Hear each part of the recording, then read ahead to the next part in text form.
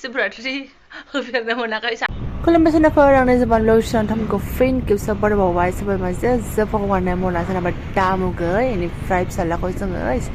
school मामानि last exam ना बेयाव दोननानै नै जा खैफोदा जालायबाय मा होनो फिसाजोआ देहाया सुग गैया नालाय बेस्रा स' डाक्टारनाव लांनो ओंखारबोबाय आरोना जोङो ओमफ्राय नै लामाफ्रानो स्रां स्रां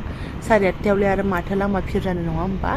ओमफ्राय लाकिलि सोनाफोर फैनाय लोगो लोगो जोङो थिग थाक मोनबाय आरोना डक्टरखौबो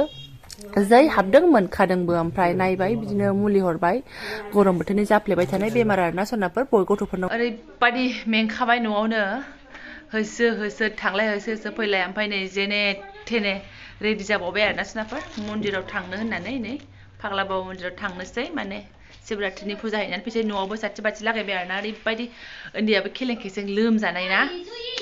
थांनोसै अब्लाबो आरो फिसालाया थांबावासो जाहैदों फैदो गावहासो आंनिफ्राय बांसिन गोबाव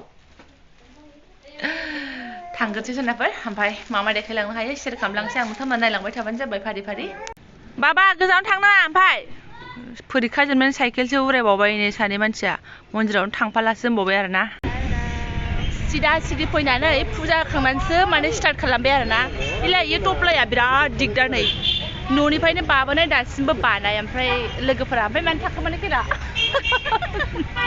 लोगोफोराबो लोगो मोनबाय आरोना ओमफ्राय आं एसे मन्दिरखौबो शेयार खालामलांसै जाय जाय क'क्राझारनि बिसोरथ' मिथिखासिगोनानो ओमफ्राय जाय जाय बाहेरानि एसे नायलांदो आरोना बे मन्दिर नामखौबो मिथियादे आं कालिबारि होनोदांहाय कालिबारि ना मा होनो आं बारा मोजां मिथिया ओमफ्राय आं फाग्ला बाबायाव थांदोंमोन आरोना सोनाफोरा ओमफ्राय मा जाखो ओरैबादि गोलाव लाइन सरबसिम गोलाव लाइन आरोना ओमफ्राय आं बिफाया नों हानाय नङा गसंनो होननानै जोङो फिसाजोआबो लोमजानाय ना ओंखायनो बेयाव फैबाय आरोना ओमफ्राय बेबो बिराद गिदिर जायगा नालाय बेहाय बांद्राय लाइन थानो होआ आरोखि ना ओमफ्राय एसे थाब थाब फुजाखौ होनो मोनो बेवहाय क'क्राझार पुलिस स्टेसन खाथियावनो आरोना आं न'आव थांबा बास स्टेन्डआव जेराव गाखोयो बेयाव आरोना सोनाफोर सोरबाफोर आगोलनि भिडिअ नायदोंबा मिन्थिखागोनसो आं एसे देखायलांसै नोंथांमोना नायलांबाय थाबानो जाबाय नैबेनो जाहैबाय नै बिराद गिदिर आरोना बियो क'क्राझाराव बेनो देरसिन होनजायो मुर्तिया माबायाहाय मन्दिराहाय ओमफ्राय नै बिनि खाथियावनो कालिमानि मन्दिर आरोना ओमफ्राय आङो एसे सिङाव लालांनोसै ओमफ्राय जोङो होखांबाय नैबे साइड साइडआव मन्दिरफ्राथ' बिदिखासोना नैबे मोखां मोखाङावनो लागायनो होयो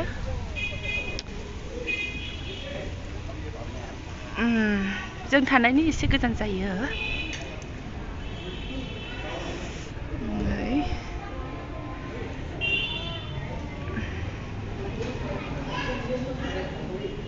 थान्दा थाजिम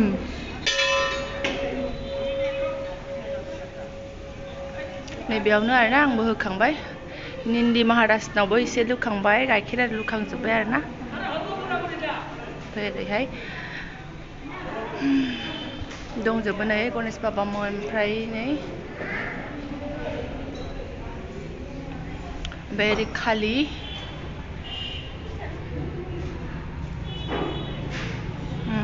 लामाया बैनो जाहैबाय जों फैनाया ओमफ्राय नै बियो कालिमानि मन्दिर आरोना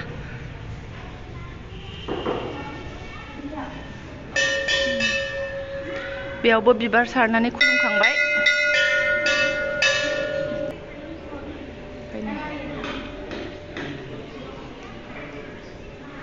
बेयावबो नै बयबो माबायो आंबो लागायखांबाय आरोना बाहेरायावनो धुप लागायबाय मेंबायबो ओमफ्राय आंहा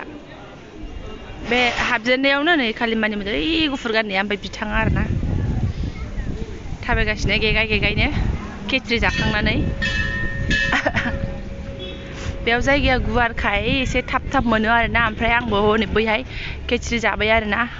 बिराद ओंखाम उखैबायमोन ना थांलाय फैलाय दहायनिफ्रायनो जि गोथाव खेचरिमोन जाबाय नै बेहाय आंबो जाखांबाय बयबो जायो ओमफ्राय एकदम नैबे बिफां साया नालाय जिरायनो बिराद मोजां आरोना थाजिमनो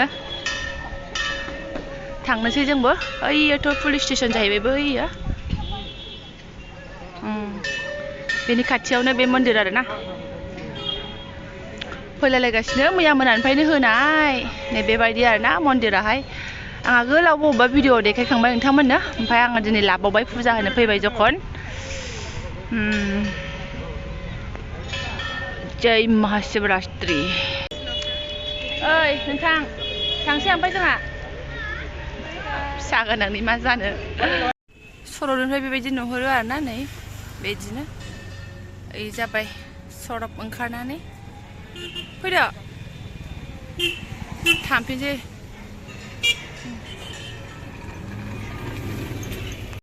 एसे जाग्रा लांफानोसै 12टा बारगुबोलायबाय आरोना जोङो दोखो दोखो मेंबोबाय ओमफ्राय हाबा जानानै दासो सिब्राथो जहैनो मोनदों नोंसोर सानजों हो हाबा जाजेनबाय नों सिब्राथ्रि होफेरनो मोनाखै सानजों बेसो फार्स्ट आरोना 10 बोसोर उनावसो हैनानै फैबाय मन्दिराथ' जेराव ठाकुराथ' जेराव बेखे नङा होमबा ओमफ्राय मन्दिरा आलदायाव हैनांबाय आरो खाथियाव हैनो थांदोंमोन फिरनि जुनैनो जोङो आलदायाव हैनानै फैबाय ओमफ्राय सिंग्रासो लाबोफाबाय बेहाय बारा जेबो एवाखै फाला बाबायावलाय एवदोंमोन माबा जुलाफि आरि एवदोंमोन आरोना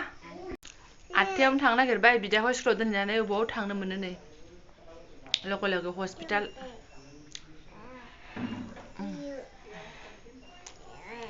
दासो ओंखामखौ संसै ओमफ्राय एकदम सानसु दिनैनि जानाया मिथिला खयथा जासिगोनथाय मावबार मावना लागोनसै बे फाग्ला बाबा मन्दिरावलाय बिराद लोगोफोराव बेयावनो थांजोबदों आरोना बाट बिसिना उन्दैफ्रा एसे देरस्र'जोब्बाय ओमफ्राय बिनानाव हायलुरियाबो फैदोंमोन आरोना ओमफ्राय आं लोगोखौनो हमनो हायाखिसै आंनानो माने टाइमिंआ ओरैबायदि गड़बड़ जाबाय मोनायाव फिसाजोआ खिनाय गोबानाय जानानै आरोना ओमफ्राय फुजा हैनो गोसो जाखाबाय थारनायखाय एकदम मेंग्लिबाबो टाइम मिलायाबाबो जेने थेने हैनानै फैबाय आरोना आरो बिराद हैनो लुबैनाय आङो माने हासबेन्डजों एकदम फार्स्ट टाइम हाबानि एथ' गोबाव उनावसो फार्स्ट टाइम आरोना गोदो सिख्लायावसो मोनायै जोंनि भलेबमाव दै लुनाय 2टा गाहामावनो सिखारनानै 3 माइल गाहाम थाबायनानै दै लायोमोन जोङो आरोना बिजिनियाव गोदो हाबा जायामोनबा हाबा जाथ'यैयाव 2टासोआवनो थांबाय 4टासोआवनो सफैबाय एकदम बलबम दामै दामै आरोना मा होनो माबाजों थेलायाव देग बोग्राबो दंखायोमोन आरोना लायोमोन जोङो बेबायदिनो ओमफ्राय दा एथबां बेबायदि नुलाना आं नुनोनो मोनला हाबा जानानैथ' फुरा आं नुनोनो मोनला आरोना सोर बोरै लुयो आं मोनथिला बाट जों बिराद गोसो होनानै सिबिनानै लुयोमोन आरोना ओमफ्राय सिबिनायाबो जायगा सोलायनायजों लोगोसे गोसोआवल' थालाङो बाट खालामनो मोना खालामनाय जाया बिदि जालाङो ओमफ्राय आं दिनै बिराद गोसो जाथारनानै हैनानै फैथारबाय आरोना मेंग्रुनो ओमफ्राय नै एकदम फुंनिफ्राय आं जेबो जायाखैमोन साहाबो लोङाखैमोन खालि दैल'मोन आरोना ओमफ्राय दासो खिस्रि जाबोनानै ओमफ्राय नै दा जाफैनाय आरोना सोनाफोर आङो मन्दिरखौ मोजाङै एक्सप्लर खालामनो सानदोंमोन बाट हायासै ओमफ्राय फाग्ला बाबाखौ आं मोजाङै एक्सप्लर खालामफिनगोन आरोना मन्दिरा बेनि मन्दिरनि नामखौ आं बेबायदि मोजाङै मोनथिया आरोना ओमफ्राय बाजारनि मन्दिर गिदिर होननानैल' आं बुङो दासिमबो आं मोजां मिथिया ओमफ्राय सोंनानै लानायबो जायाखै आरोना मोजाङै मालाय बयबो जरा जरा सोरबा कापोल्स बिसि फिसाय बयबो आरोना फैयो जिहेतु जोंहा बाबा शिबजों मा पार्बतीनि मिलन की रात नङा होनबा स' बाबा शिबनि बिसयथ' मिन्थियो सोर दं बे दुनियायाव आरोना एकदम सच्ची मानसि बियोबा गासिबो मोनो ना मा होननाय जायो आं बारा मिन्थिला आरोना भगबाना आंनो बहुत बुस्थुखौनो बिया मुवा होदों बिनि थाखाय आं साबायखर आरोना आरो माखासेखौथ' बिबाय थायो बिबा मोना अबेखौबा एनिवेज सोनाफोर खुलुमनांगौ बयबो जिहेतु जोंनि बाबा शिब ओमफ्राय आङो बिदिनो फुजा होनाय मा होनाय एसे मोजाङै भिडिअ लानो सानदोंमोन आरोना बाट जायासै उन्दै खिथाखाबायानो आं माब्रै जालांखो आंना आथुर जालांबाय आरोना सोनाफोर ओमफ्राय